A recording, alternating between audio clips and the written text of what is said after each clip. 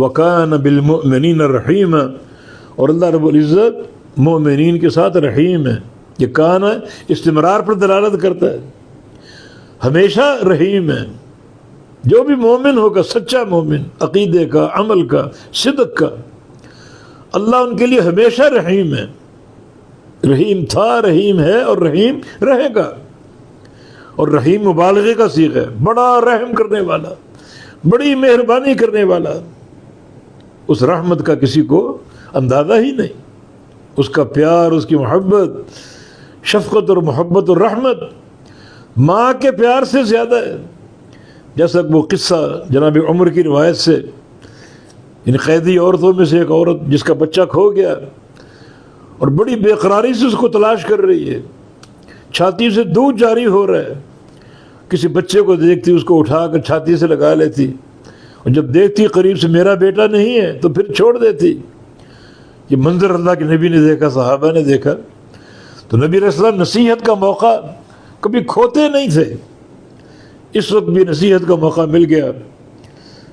صحابہ سے پوچھا کہ اگر اس عورت کو بچہ مل گیا، اترونہا طارحۃ ولدہا فی النار، اس کا بچہ اگر اس کو مل گیا تو اپنے بچے کو اپنے ہاتھ سے جلتے تندور میں ڈال دے گی؟ عرض کیا کہ نہیں، وہ کہ واللہ ارحم بعبادہ من ہذہ لولدہا، اس عورت کے دل میں اپنے بچے کے تعلق جو پیار ہے، شفقت اور محبت ہے، اللہ تعالیٰ کو اپنے بندوں سے اس سے کہیں زیادہ پیار ہے۔ تو رحیم، اللہ رحیم ہے، مبالغے کا صیغہ، بہت رحم کرنے والا۔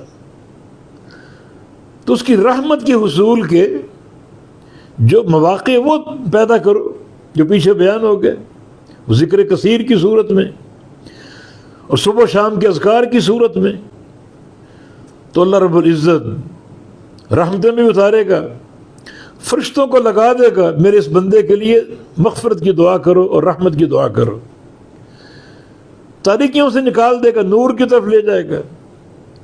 اور پھر اللہ خود رحیم تمہارے ظاہر و باطن کو، اوپر نیچے سارے اعضاء کو اللہ تعالیٰ رحمت سے بھر دے گا۔